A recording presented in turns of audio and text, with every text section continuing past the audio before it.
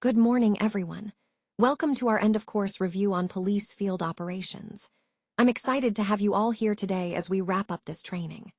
Over the next few minutes, we'll go over the key points we've covered, review important concepts, and ensure you're all ready to apply what you've learned. So, let's get started and make this session both informative and engaging. Maintaining public trust and the integrity of the police force really hinges on thorough background screening. Just one compromised officer can undo years of community relationship building and seriously damage the department's credibility. These investigations are crucial because they help ensure that only ethical and trustworthy individuals join the force. Remember, each officer represents the entire department and holds significant authority, so assessing character is absolutely essential. When we conduct these background checks, we look into past employment, references, criminal history, and patterns of personal conduct. The goal is to get a clear picture of the candidate's moral character and past behavior. It's important to note that this process goes well beyond just verifying educational credentials or financial history. In law enforcement recruitment, background investigations serve a vital purpose. They help us select candidates who demonstrate integrity and reliability, which is fundamental to maintaining the trust of the community we serve. On this slide, we're looking at the balance that community policing aims to achieve. It maintains traditional policing methods while also fostering strong community partnerships. This balanced approach requires ongoing engagement with the community and consistent trust-building efforts. Building relationships is essential because it helps us understand the needs and concerns of those we serve, leading to more effective policing. At the same time, officers are facing increased administrative responsibilities, like more paperwork and bureaucratic tasks. This administrative burden can be challenging, but it's part of shifting our focus from simply reacting to crimes to proactively solving problems through collaboration. Ultimately, this approach shifts the focus from reactive enforcement to working together with the community to address issues before they escalate. However, it's important to recognize the challenges involved, such as maintaining these relationships and managing increased responsibilities. All of this is crucial as we explore how community-oriented policing can truly make a difference. When responding to domestic violence calls, it's essential to keep victim safety and proper scene control at the forefront throughout the entire process. First, we need to focus on protecting the victim. This means we must be cautious not to make premature arrests before fully understanding the situation and identifying who the primary aggressor really is. Jumping to conclusions can sometimes cause more harm than good, so taking the time to evaluate is crucial. Next, scene control is vital. We should thoroughly evaluate the scene for any weapons, injuries, or ongoing threats that might need immediate attention. This helps us understand the level of danger and plan our actions accordingly. The first step is to separate the involved parties right away. This prevents any further harm and helps us maintain safety for everyone involved. By doing so, we can better assess the situation without the risk of escalation. Throughout this process, always remember, victim protection and scene control are critical. They guide us in making informed decisions, ensuring safety, and effectively managing the scene. These principles are the foundation of a responsible and effective response to domestic violence calls. When it comes to evidence tagging, it's crucial to follow strict chain of custody protocols. This means every item collected must be carefully documented, photographed, and properly labeled with details like the time, location, and the officer who collected it. Recording witness statements should be done promptly at the scene, while memories are still fresh, to ensure accuracy. Proper documentation should start the moment officers arrive at the scene. Take photographs before moving or tagging any evidence. This creates a permanent record of the original scene conditions. The primary goal here is to secure the scene immediately. Doing so helps prevent contamination and preserves the integrity of the evidence. Allowing unrestricted access to first responders without proper control can compromise the evidence, making it inadmissible in court. Scene security is about preserving the crime scene's integrity from the moment you arrive. ensuring all evidence remains intact and credible throughout the investigation. When you're dealing with nervous drivers during traffic stops, it's important to remember that your response should be measured and thoughtful. If your threat level assessment suggests there's a higher risk, don't hesitate to call for assistance. Asking for backup can be crucial for safety, especially if the situation feels tense or unpredictable. However, it's equally important to avoid jumping to immediate orders or searches without proper cause, as that can be inappropriate and even unconstitutional. Instead, focus on asking additional questions to better understand the driver's intentions and to evaluate the overall situation. Nervousness from a driver can sometimes indicate issues, but it's not a definitive sign of wrongdoing on its own. It requires further assessment before taking any action. Observe the driver's behavior carefully, look for signs that might suggest underlying problems, but always base your decisions on a thorough evaluation. The goal here is to handle each situation professionally and calmly, ensuring safety for everyone involved while respecting rights and maintaining control of the situation. Cultural competency truly plays a crucial role in enhancing policing effectiveness. When officers take the time to understand the communities they serve, they can better identify issues early on, communicate more effectively, and build lasting partnerships that help prevent crime before it happens. It's important to remember that strict enforcement, without understanding local contexts and cultural considerations, can sometimes do more harm than good. Building trust comes from consistent visibility and genuine engagement with residents, showing up, listening, and being present. Attending community meetings and cultural events are excellent ways to foster real rapport and deepen understanding. Ultimately, building trust in diverse communities is about being sincere, approachable, and committed to understanding the unique fabric of each neighborhood. This approach not only improves safety, but also strengthens the relationship between law enforcement and the communities they serve. Let's talk about an important legal requirement that officers must follow during interrogations. Before any custodial questioning begins, officers are required to inform suspects of their rights.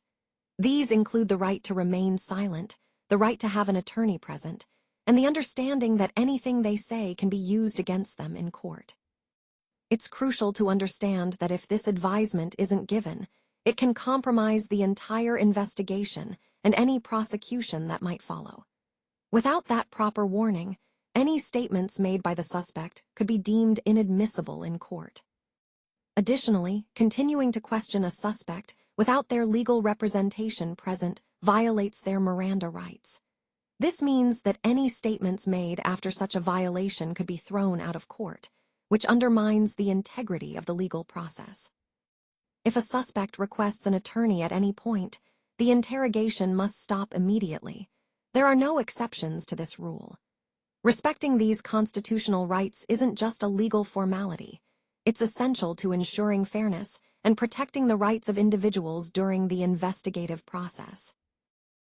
Now, let's talk about how the data-driven approach really enhances our strategic planning in crime prevention. By leveraging this technology, departments can shift from a purely reactive stance to a more proactive one. Instead of waiting for crimes to happen, we can anticipate where they might occur and allocate resources accordingly. These systems are meant to supplement, not replace, our traditional investigative methods. For example, crime maps give us valuable strategic context for deploying patrols effectively, but officers still need to conduct thorough investigations and foster relationships within the community. Crime mapping itself uses geographic data and advanced analytics to identify and predict crime trends.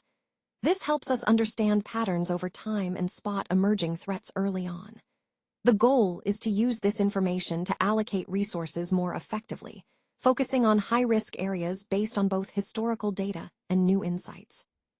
In essence, tools like strategic intelligence and crime mapping in modern policing are transforming how we approach crime prevention, making our efforts smarter, more targeted, and ultimately more effective in keeping our communities safe. To effectively address gang-related issues, we need targeted law enforcement strategies combined with community-based interventions. These approaches are essential for creating lasting solutions. It's important to recognize that gang influence doesn't stay within the members themselves. It extends to entire communities through tactics like intimidation and fear. This can significantly impact the sense of safety and stability in neighborhoods. Disputes over territory often escalate into violence, including shootings and other crimes, which further destabilize these areas. These conflicts aren't just about disputes. They often lead to increased crime rates and a sense of ongoing danger for residents. Gangs are also involved in structured criminal enterprises. This includes activities like drug trafficking, weapons distribution, and acts of violence, all of which contribute heavily to the overall crime problem. Understanding these organized activities helps us see the full scope of their influence and the importance of comprehensive strategies to combat them. Ultimately, these gang activities have a profound impact on community crime rates, making it clear that a multifaceted approach is necessary.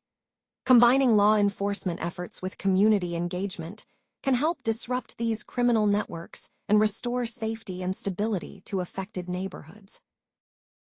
Rapid response coordination is absolutely essential when it comes to saving lives in active shooter situations. Every second truly counts, so officers need to be prepared to act decisively. At the same time, it's crucial to coordinate smoothly with other responding units and emergency services to ensure a unified and effective response. Once the immediate threat is contained, the focus shifts to other vital tasks, like setting up roadblocks and engaging in negotiations if necessary. Scene investigation then begins, gathering crucial evidence while ensuring safety for everyone involved. It's also important to work closely with medical personnel to provide emergency care to those wounded. Helping victims is a top priority, but we also need to establish a secure perimeter to prevent additional threats from entering the scene. Securing the scene is about ensuring safety and preventing further harm. Finally, the immediate priority in these situations is to stop the shooter, neutralizing the threat, to prevent any additional casualties. These are the core priorities when responding to active shooter incidents, and understanding this sequence helps us act quickly and effectively to protect lives. Now, officers must gather sufficient facts and evidence supporting detention before making an arrest. This standard is crucial because it strikes a balance between effective law enforcement and protecting individual liberties. If the evidence obtained through an arrest lacks probable cause, it may be excluded in court, which can seriously undermine prosecution efforts.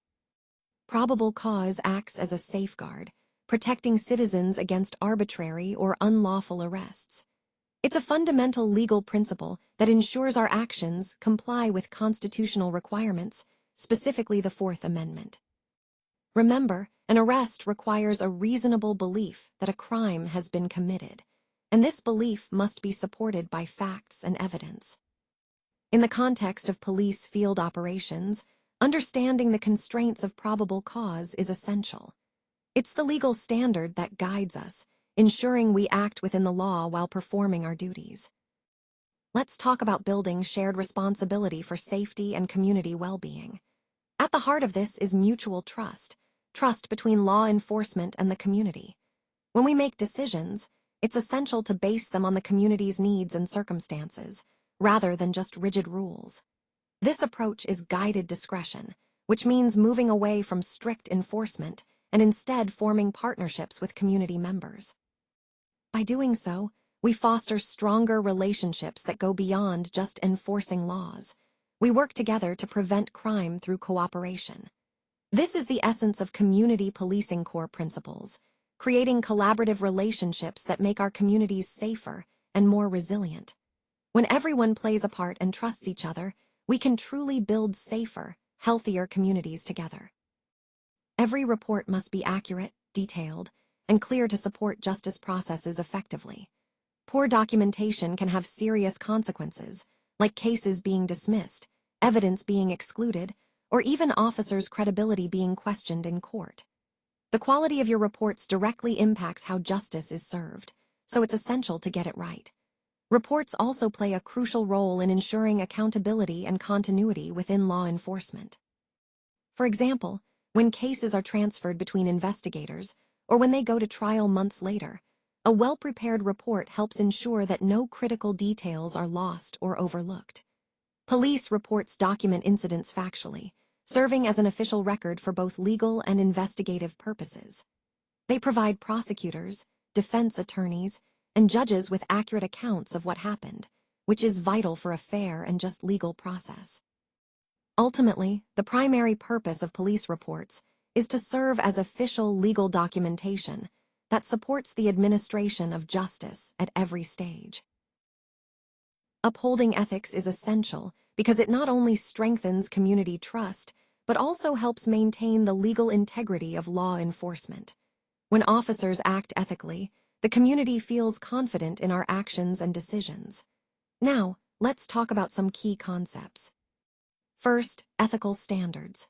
These are the principles that guide us to do the right thing, even when no one is watching. When it comes to use of force, it's important to remember that force should only be used when necessary and proportionate to the threat we face. This isn't just about safety, it's also about legality and morality. Next, we have appropriate force. It's legally permitted and sometimes required to use force in certain situations, like during a lawful arrest or traffic stop. These actions are based on probable cause and are part of our lawful duties. Then there's lawful conduct. Proper police actions include things like conducting legal traffic stops and making warrants or arrests based on solid evidence. These are the core responsibilities that keep us within the bounds of the law. On the other hand, unethical actions include behaviors like accepting bribes, falsifying reports, using excessive force, or abusing authority. These actions undermine trust and can lead to serious consequences for both individuals and the community. Finally, recognizing police misconduct is critical. Being aware of what misconduct looks like helps us maintain high standards and hold ourselves accountable. Upholding ethics is about ensuring we serve with integrity and respect, ultimately reinforcing the trust placed in us by the community we serve. Let's talk about efficient triage and why it's so vital. When we prioritize resources wisely, we can focus on the most critical incidents first, which really maximizes public safety outcomes. Dispatchers and officers need to make quick, accurate assessments, deciding which calls require an immediate response and which ones can be addressed later or through different methods. It's important to emphasize that response prioritization should always be based on threat level and urgency. Factors like social status, geographic location, or the caller's influence should never influence our dispatch decisions. This ensures that everyone receives fair and equitable service, regardless of their background or where they are. To give a quick overview of call types, non-emergency calls are at the lower end of the priority scale, while life-threatening situations demand the quickest response. Property crimes in progress come next, followed by violent situations that pose a serious threat. Remember, the goal is to make sure we're directing our resources where they're needed most, ensuring safety for all communities, and making the best use of our response capabilities. Effective coordination is really the key to making sure we don't waste effort or resources during a disaster. When agencies work together smoothly, the overall outcomes for affected communities improve significantly. Police play a crucial role here. They support humanitarian efforts while also ensuring public order and safety. This means they're involved in things like controlling traffic, preventing looting, conducting evacuations, and carrying out search and rescue operations. The main idea is that sharing information and resources helps us respond more effectively. No single agency can handle a large-scale disaster on its own. That's why collaboration is essential. Law enforcement, fire departments, emergency medical services, public works, and emergency management agencies must all work closely together. During natural disasters, coordination becomes even more critical. It's about creating a comprehensive response capability where everyone's efforts complement each other. This multi-agency collaboration ensures that we are better prepared and more efficient in helping affected communities recover and stay safe. Understanding legal limits is crucial because it helps prevent the abuse of power and builds public trust in law enforcement. When officers are aware of these boundaries, they can serve effectively while respecting citizens' rights. Legal awareness is the foundation of professional policing. It requires us to be transparent in our actions, fair in our treatment of individuals, and consistent in respecting everyone's rights. Ethical standards are essential here. Officers must enforce laws vigorously, but always within the framework that protects civil liberties and ensures due process. Balancing these enforcement duties with the need to protect constitutional rights creates daily ethical challenges. It's a constant effort to do what's right while upholding the law. All of these points tie back to our overall goal: maintaining integrity and public confidence through ethical, lawful policing. Effective traffic control plays a crucial role in preventing injuries and fatalities on our roads. When we make an effort to improve road safety, we're not just saving lives, we're also enhancing the overall quality of life in our communities. Safer roads mean safer journeys for everyone, whether you're walking, biking, or driving. Officers have a vital part to play here. They educate drivers about safe practices, issue warnings when appropriate, and take enforcement action to deter dangerous violations. This isn't about just handing out tickets. It's about fostering a culture of safety and responsibility. And one of the most powerful tools we have is visible enforcement. When drivers see law enforcement actively monitoring traffic, it creates a deterrent effect. People tend to follow the rules even when officers aren't around because they know the risks of unsafe driving are real and consistent. The main goal of traffic enforcement is to reduce accidents and promote lawful driving behaviors. It's important to remember this is not about generating revenue. It's about preventing injuries, saving lives, and making our roads safer for everyone. Ultimately, traffic enforcement is a key part of community safety. It helps protect our families, our neighbors, and all road users, aligning with our broader goal of safer, healthier communities. When responding to suspicious packages, it's crucial to follow department procedures to ensure everyone's safety, both responders and civilians alike. First, remember the critical safety protocol. Do not handle, move, or inspect the package. This is vital because there is a significant risk of explosives or hazardous materials being involved. Next, the immediate step is to establish a safe perimeter around the scene and evacuate all civilians from the vicinity. Keeping people at a safe distance helps prevent injuries if the package detonates. While doing this, maintain perimeter security and wait for specialized response teams to arrive. These teams are trained to handle these situations safely and effectively. Once the scene is secured, contact the bomb disposal unit and other specialized emergency services right away. They have the expertise and equipment needed to assess and neutralize the threat safely. Throughout this process, always adhere to department protocols. These procedures are designed to protect everyone involved and ensure a coordinated, safe response. Remember, safety is always the top priority, and following these steps helps minimize danger and allows trained professionals to handle the situation properly. Bias-based policing can seriously undermine the trust that communities have in law enforcement. It also violates our constitutional protections against unreasonable searches and seizures. When officers target individuals based on race, ethnicity, religion, or other protected characteristics rather than actual behavior or evidence, it erodes public confidence and fairness. Recognizing and preventing bias is essential because it promotes fair and impartial policing. This not only helps build stronger relationships with diverse communities, but also contributes to better public safety outcomes for everyone. Now, in contrast, evidence-based law enforcement relies on reasonable suspicion or probable cause, which should come from observable behavior, credible information, or specific facts about criminal activity. This approach ensures actions are justified and grounded in facts, rather than assumptions or stereotypes. Bias-based policing happens when individuals are targeted solely because of their protected characteristics, not because of any suspicious behavior or evidence. It shifts the focus away from legitimate concerns and toward unfair discrimination. So, identifying bias-based policing is a critical step. By understanding what it looks like and how it differs from evidence-based practices, we can work toward policing that is fair, just, and respectful of everyone's rights. The integrity of physical and testimonial evidence relies entirely on how we initially manage the scene. If a scene is contaminated, it can ruin months of investigative work, making those first critical minutes absolutely decisive for a successful prosecution.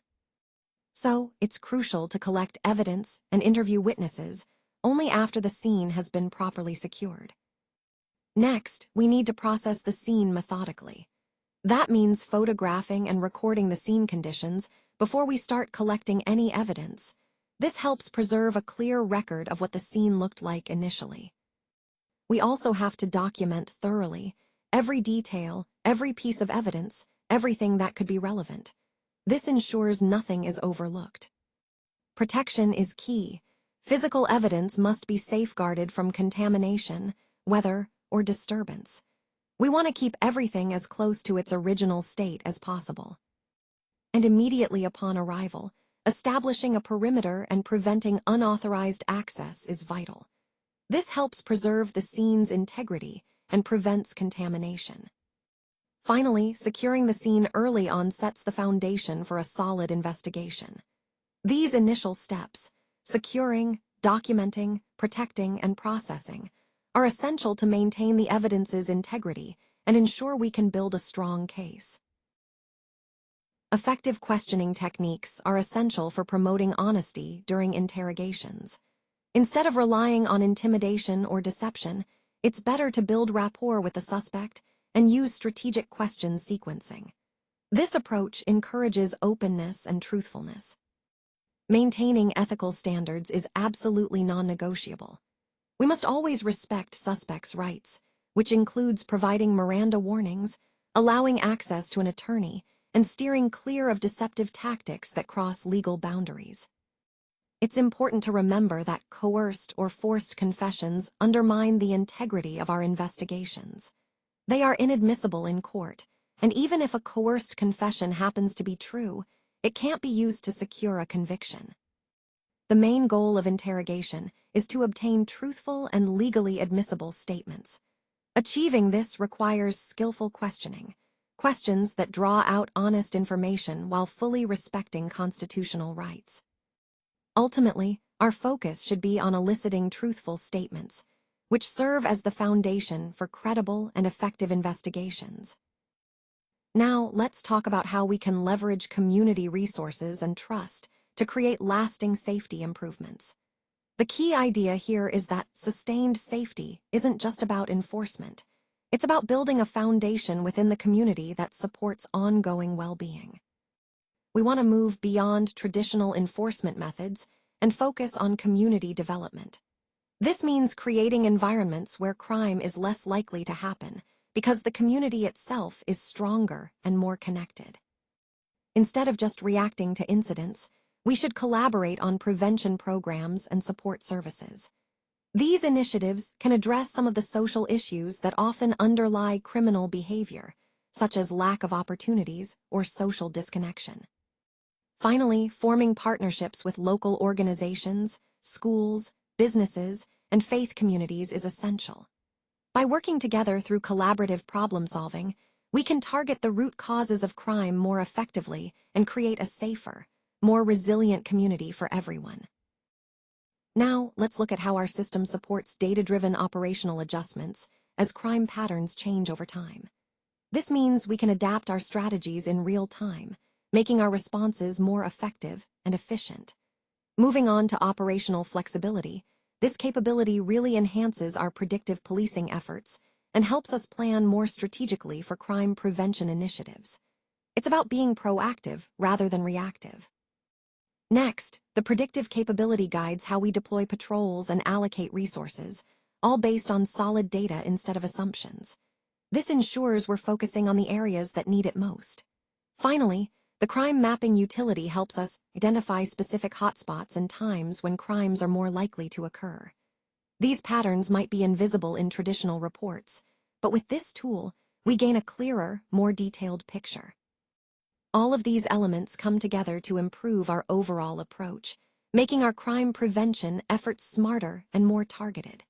This is a key part of how technology is transforming law enforcement, enabling us to be more precise and responsive in our work.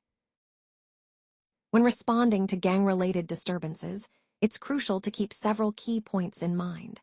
First and foremost, prioritize officer safety and measured intervention.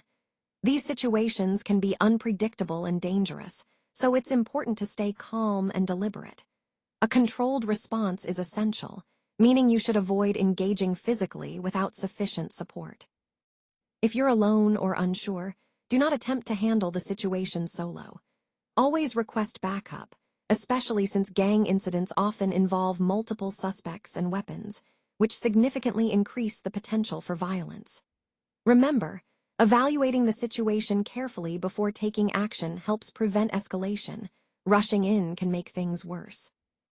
In summary, always assess thoroughly, request backup when needed, and maintain a controlled, safety-first approach. This strategy not only protects yourself, but also ensures a more effective and safe resolution for everyone involved. Discretion is essential for effective and fair policing. It allows officers to consider the specific context, the intent behind actions, and the needs of the community, rather than applying the same rigid rules in every situation. This flexibility helps us make more just and appropriate decisions. However, it's important that discretion is exercised consistently and without bias so that we maintain fairness and trust. Common examples of discretion include deciding whether to issue a warning or a citation for minor traffic violations, determining if an arrest is necessary, or figuring out how to respond to community complaints about quality-of-life issues. Police discretion is essentially the authority we have to choose how to handle different situations, all within the boundaries of the law and departmental guidelines. This gives us the ability to assess each situation's unique circumstances and take the most appropriate action. Understanding how and when to exercise discretion is a key part of professional, fair policing that respects the rights of individuals and the needs of the community. Coordination is really the cornerstone of effective threat management. When we talk about comprehensive management, it's clear that traditional policing methods alone just aren't enough anymore. We need specialized skills and equipment to handle the complexities of today's threats. That's where specialized resources come into play. They're essential for a robust response. But even with the right tools and skills, we face the challenge of working across different jurisdictions and agency cultures. Effective response truly demands collaboration that crosses borders, whether they're city, state, or federal. It's about breaking down silos and working together seamlessly. Terrorism incidents, in particular, highlight this need for multi-agency coordination. These situations require local, state, and federal agencies to cooperate without hesitation, sharing information and resources quickly. Ultimately, the key point here is that all these elements, comprehensive management, specialized resources, jurisdictional cooperation, and multi-agency efforts, are interconnected. Together, they form a coordinated approach that's vital for managing threats effectively and ensuring the safety of our communities. When responding to mental health crises, officers need specialized training in crisis intervention techniques. This helps ensure they handle these situations safely and effectively. Many departments are now adopting correspondence models, where mental health professionals accompany officers to these calls. This collaboration often leads to better outcomes, such as reducing unnecessary arrests or the use of force. It's important to remember that arrest or physical force should only be used after a thorough assessment shows there are no viable alternatives. Force should always be the last resort. Our goal is to connect individuals with the appropriate mental health services and resources, ensuring they get the help they need. Recognizing that a crisis is often a medical situation requiring specialized intervention is key. During these interactions, using calming communication techniques and maintaining a safe distance can help de-escalate tensions. Prioritizing de-escalation is crucial in responding to mental health crises, as it promotes safety for everyone involved and helps guide individuals toward the support they need. Officers often become part of the larger emergency response team during crises, taking on roles that go beyond traditional law enforcement. This can include performing welfare checks, distributing supplies, or even assisting with search and rescue missions. It's important to understand that in these situations, officers need to be adaptable and ready to step outside their usual duties. Balancing enforcement responsibilities with humanitarian concerns is a delicate task. It requires good judgment and flexibility. For example, during disasters, strict enforcement of minor violations might be temporarily relaxed so that officers can focus on life safety priorities. The goal is to protect people and help them through the emergency as effectively as possible. This brings us to the idea of the humanitarian balance. Law enforcement must work closely with fire, medical, and emergency management teams. Coordination is key to ensure that response efforts are seamless and that we maximize our life-saving capabilities. During emergencies, officers are also tasked with maintaining public order and ensuring civilian safety. That includes managing traffic, coordinating evacuations, and preventing panic. Panic can lead to more injuries or even fatalities, so keeping the public calm and orderly is a critical part of our role. In summary, balancing duties in emergencies is about being flexible, working collaboratively, and focusing on the safety and well-being of everyone involved. This standard must be met before officers can conduct searches or make arrests.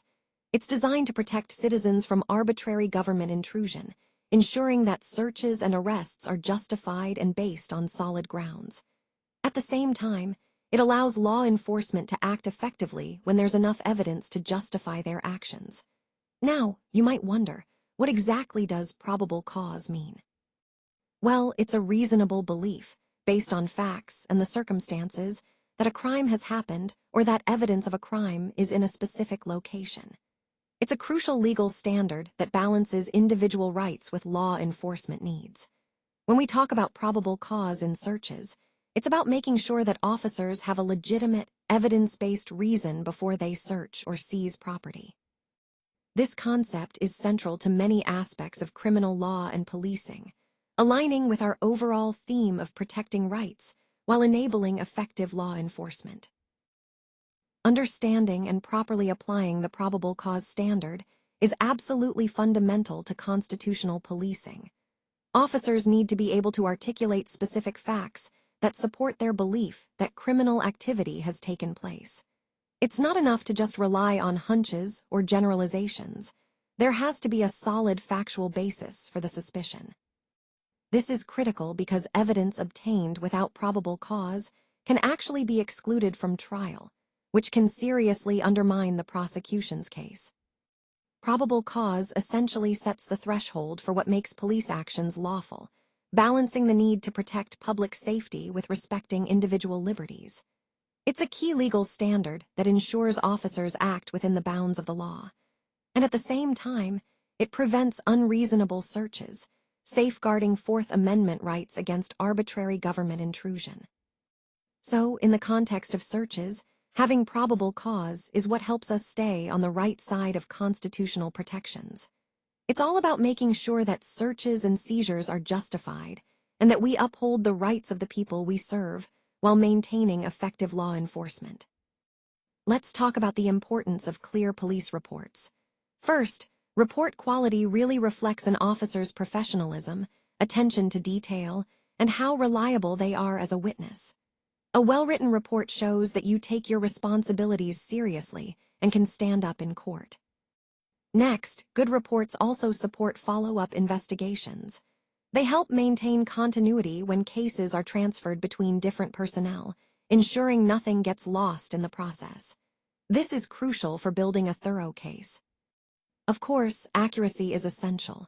Your reports must be detailed, accurate, and clear. Proper grammar, spelling, and organization are key because they make the report easier to understand and more credible. Finally, remember that these reports are official legal documents. They are used extensively in court proceedings and create permanent records of incidents. So, the clarity and accuracy of your reports directly impact the fairness and effectiveness of the justice process. In essence, good report writing is a vital part of our professionalism and the integrity of the entire law enforcement process. When responding to burglary calls, it's crucial to recognize that these situations pose significant officer safety risks. The suspects may still be on scene, and they could be armed or desperate to escape. It's important to understand that rushing into these unknown situations without proper backup or assessment can lead to serious injuries or even fatalities. That's why practicing tactical patience is so vital. Taking the time to evaluate the scene can save lives. Our primary focus should always be on officer safety and maintaining proper scene control. This means coordinating your entry carefully. Always avoid entering immediately without adequate support. Instead, wait for backup and observe from a safe distance. This allows you to assess potential dangers before making any move. When you arrive at the scene, consider approaching cautiously. Turning off your sirens can help avoid alerting suspects and giving them a chance to hide or prepare. Conduct a thorough scene assessment from a safe vantage point, identifying threats and planning your next steps carefully. Remember, an approach that emphasizes patience and caution can make all the difference in ensuring everyone's safety. It's about being strategic, staying safe, and ultimately, saving lives. Let's talk about the importance of communicating transparently with protest organizers and participants. It's crucial to establish clear ground rules from the start, including designated protest areas and outlining the consequences for unlawful behavior.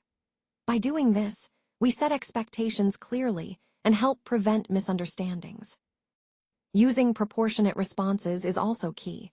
We want to maintain public safety, but at the same time, we must respect demonstrators' rights to assemble and express their views. Excessive force against peaceful protesters not only violates constitutional rights, but also inflames tensions, making the situation worse. Our goal should always be peaceful management. This means engaging in dialogue whenever possible and responding proportionately to the situation. Officers need to find a balance, protecting First Amendment rights while also maintaining public order and safety. Achieving this balance requires restraint, professionalism, and clear communication at all times. In essence, managing large-scale protests effectively hinges on maintaining this constitutional balance, respecting rights, ensuring safety, and handling the situation with skill and care. Now, let's talk about the purpose of body-worn cameras and how they serve multiple important functions. First, these cameras can significantly aid in criminal investigations, complaint resolution, and officer training by providing a review of actual field interactions. This means that whenever an incident occurs, the footage can be a vital resource to understand what really happened on the ground. Moving on, another key point is how body-worn cameras help increase public confidence in law enforcement. When officers demonstrate a visible commitment to accountability and professional conduct, it reassures the community that their interactions are transparent and fair. Furthermore, these cameras provide unbiased evidence of events. This not only protects officers from false complaints, but also shields citizens from misconduct, ensuring a fair and balanced record of what transpired. And finally, the overall goal of using body-worn cameras is to enhance transparency and accountability during police public encounters. By creating objective, verifiable records, these devices help build trust and foster a more open and responsible policing environment. Let's talk about inclusive policing and why it's so important. When we promote fair and effective policing, we're really emphasizing respect for every community member, no matter their background. This approach helps build trust and ensures everyone feels valued and protected. Cultural awareness plays a big role here. When officers understand different cultural norms and language differences, it reduces unnecessary conflicts. This means fewer misunderstandings that can escalate into bigger issues, making interactions smoother and more positive for everyone involved. By understanding the cultural context behind people's behaviors and beliefs, we can prevent miscommunications before they happen. This leads to better interactions between officers and community members, fostering cooperation and mutual respect. Cultural competency is about more than just awareness. It's about actively understanding and respecting diverse cultural perspectives, traditions, and communication styles. When officers are culturally competent, they're better equipped to serve their communities effectively and compassionately. All of these elements tie back to our overall goal: creating a policing environment that is fair, respectful, and truly community-centered. When conducting witness interviews, it's crucial not to pressure anyone into giving quick answers. Instead, give them the time they need to recall details accurately without feeling rushed or influenced. This helps ensure the information they provide is as truthful and precise as possible. Also, make sure to document their statements thoroughly. Whenever you can, use direct quotes and note their demeanor and level of certainty. These details can be incredibly valuable when assessing the credibility of their testimony later on. It's equally important to interview each witness individually. Doing so allows you to gather unbiased, independent accounts of what each person observed. This helps prevent any influence or collusion between witnesses that could skew the facts. To keep their memories clear and uncontaminated, witnesses should be separated immediately. This prevents them from discussing the event with each other, which can lead to memory contamination or influence. By following these principles, avoiding pressure, documenting carefully, and interviewing individually, you can conduct effective witness interviews that yield accurate, reliable information. These steps are vital in ensuring the integrity of the investigation and helping you piece together what really happened. Understanding Fourth Amendment protections is fundamental to constitutional policing. Officers must ensure that privacy rights are respected while conducting effective investigations within the bounds of the law. There are certain exceptions to these protections, such as exigent circumstances, consent searches, searches incident to arrest, and plain view observations. However, these exceptions must always be legally justified with clear and articulated facts.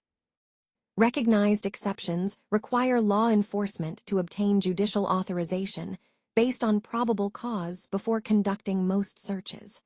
This judicial oversight is crucial because it helps prevent arbitrary or unjustified police actions. The Fourth Amendment also generally requires that officers obtain warrants for most searches and seizures. This requirement is a key safeguard that protects citizens from unreasonable government intrusion into their persons, homes, papers, and effects. Overall, understanding these protections and exceptions is essential to ensuring that policing remains constitutional, respectful of individual rights, and effective in serving the public. When conducting a traffic stop, maintaining constant awareness of your surroundings is crucial. You want to stay alert to traffic, other occupants, and any potential threats that could arise at any moment. This situational awareness helps you respond quickly and appropriately to changing circumstances. Next, it's important to observe the suspect's behavior carefully. Look for signs of threat, impairment, nervousness, or attempts to conceal contraband. Noticing these cues early can guide your approach and decision-making throughout the stop. Using tactical positioning is also key to reducing your risk. This includes practices like offset parking to stay clear of traffic, approaching in a way that gives you cover, and positioning yourself safely relative to other vehicles and pedestrians. These strategies help create a safer environment for both you and the driver. Above all, officer and driver safety must always come first. Position your vehicle safely, utilize your lights properly to alert others, and stay aware of your surroundings at all times. Prioritizing safety ensures that every traffic stop remains as safe as possible for everyone involved. By keeping these principles in mind, awareness, behavioral observation, tactical positioning, and safety, you're better equipped to handle traffic stops professionally and securely, aligning with the overall goal of protecting yourself and the public. Let's talk about the importance of following proper procedures at checkpoints. Random stops without established procedures or legal authorization are unconstitutional. That means officers need to follow strict protocols to ensure we respect individual rights while still being able to identify impaired drivers who might threaten public safety. Checkpoints require legal justification, which includes getting supervisory approval, using neutral selection criteria, providing advance public notice, and minimizing intrusion. Safety measures are also essential to protect everyone involved. These requirements are designed to strike a balance, protecting public safety while respecting Fourth Amendment protections against unreasonable searches and seizures. Specifically, DUI checkpoints must be conducted in a way that upholds constitutional protections. This means they can't be random or arbitrary. They need a legal basis and proper procedures in place to ensure fairness and legality. So, in summary, the key points are that checkpoints have specific legal requirements, and respecting constitutional rights is fundamental. These protocols help us maintain the balance between effective law enforcement and protecting individual freedoms. When dealing with armed suspects, it's crucial to remember that tactical discipline and patience are your best tools. Creating time and distance gives you the opportunity to better assess the situation, coordinate effectively with backup, and even work towards a peaceful resolution whenever possible. Acting hastily in these situations has historically led to tragic outcomes, including officer injuries and fatalities that could have been avoided through patience and careful planning. Prioritizing de-escalation techniques and your own safety over rushing into confrontation is essential. When possible, try to de-escalate the situation. Sometimes simply talking or giving space can make a difference. Always position yourself behind cover and avoid rushing the suspect without proper preparation, as this can escalate the danger. Calling for additional units immediately is also key. More support means better coverage and safer handling of the situation. Maintaining a safe distance allows you to assess the threat accurately while keeping your tactical advantage. Remember, handling armed suspects safely is about patience, strategic positioning, and teamwork. Staying calm and methodical can significantly improve outcomes for everyone involved. Now, let's talk about the importance of adhering to strict ethical standards as officers. Maintaining public trust is essential, and that means avoiding any actions that could be seen as favoritism or corruption, no matter how small. Even something as minor as accepting a small gift from a community member can create a perception of bias. It's important to politely decline these gifts and explain our departmental policies, which prohibit accepting them. This helps us uphold our integrity and the trust the public places in us. Accepting gifts, even ones that seem harmless like a free coffee, can actually compromise our impartiality. It might lead to expectations of special treatment or turning a blind eye to violations. Remember, what starts as a simple gesture can escalate into more serious issues. This slide highlights an example of unethical police behavior, accepting gifts, and why it's crucial to stay vigilant.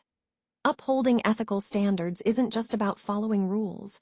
It's about preserving the credibility of our entire department and serving the community with honesty and integrity.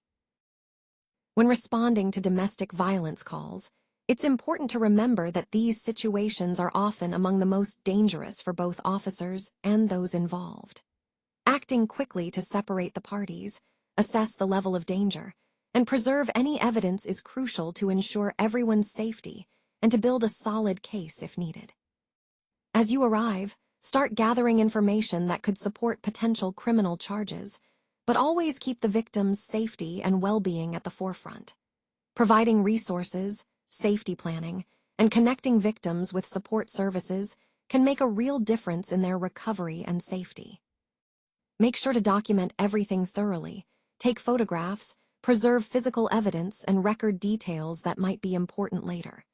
At the scene, check for injuries, weapons, children, or any ongoing threats that could escalate the situation. Your immediate safety assessment should include separating the involved parties right away. This prevents the situation from escalating further and helps you manage the scene effectively.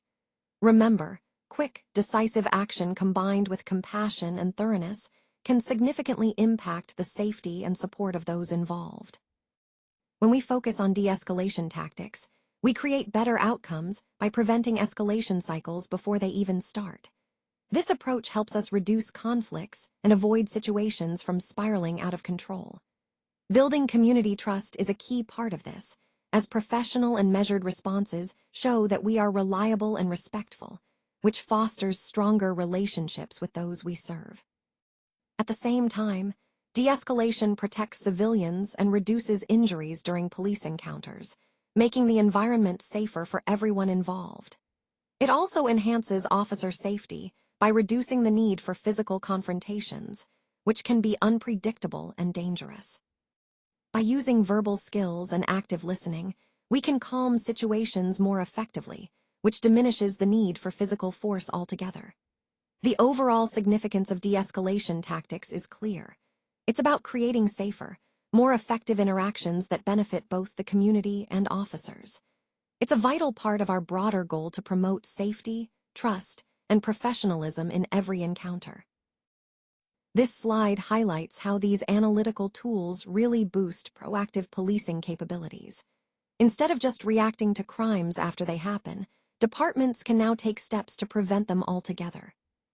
Analysis plays a crucial role here by uncovering hidden patterns and trends that we might not notice from individual incident reports alone. This deeper understanding supports better strategic planning and crime prevention efforts. When we talk about strategic planning, analysts use various methods like statistical analysis, geographic mapping, and examining temporal patterns to identify crime trends and hotspots. This information then helps guide decisions on where and when to deploy officers more effectively. Ultimately, crime analysis helps us allocate police resources in a smarter way, focusing on the times and places most likely to see criminal activity. This data-driven approach ensures that limited patrol resources have the maximum impact, making our communities safer and more secure. When it comes to terrorist incidents, it's clear that handling these complex threats requires much more than just local efforts. We need extensive coordination with federal agencies and emergency services to respond effectively. Local departments alone simply cannot manage everything on their own. That's why sharing intelligence and resources across agencies is absolutely critical. It helps us develop a comprehensive response and better mitigate threats, all while keeping public safety as our top priority. One key step is establishing a unified command structure for response. Having a single, coordinated command ensures everyone is on the same page and working toward the same goals. Rapidly sharing critical information across agencies is also vital. Timely intelligence can make all the difference in preventing or responding to an incident. We also need to coordinate closely with fire, EMS, and hazmat teams. Their expertise is essential in managing the emergency scene and ensuring safety. And of course, federal coordination plays a crucial role, especially when working with agencies like the FBI, ATF, and others. Their resources and intelligence capabilities significantly enhance our overall response. In summary, responding to terrorist incidents isn't something any one agency can do alone. It's about building that network of collaboration, sharing information, resources, and strategies to protect our communities effectively. On this slide, I want to highlight some of the key challenges that police face during natural disasters and other high-stress, life-threatening situations. First, handling elevated public expectations is crucial. People look to law enforcement not just for safety, but also for reassurance and leadership during chaos. Managing these expectations requires clear communication and a calm presence. Next, managing severe resource limitations is often a reality. When infrastructure collapses and chaos reigns, resources like personnel, equipment, and supplies become scarce. It's about doing the best with what we have and prioritizing needs effectively. Balancing enforcement responsibilities with aid and rescue efforts is another major challenge. As resources stretch thin, officers must ensure law and order are maintained without hindering humanitarian work. This balance is vital to support the community's overall recovery. Finally, maintaining order amidst urgent humanitarian needs becomes complex. Displaced and suffering communities need immediate assistance, but law enforcement also has to ensure safety and security. It's a delicate dance, addressing urgent human needs while keeping chaos in check. All of these points connect to the broader theme of effective police operations during disasters. It's about adaptability, resourcefulness, and leadership under pressure. Now, let's talk about how we can use the intelligence we gather to prevent future crimes.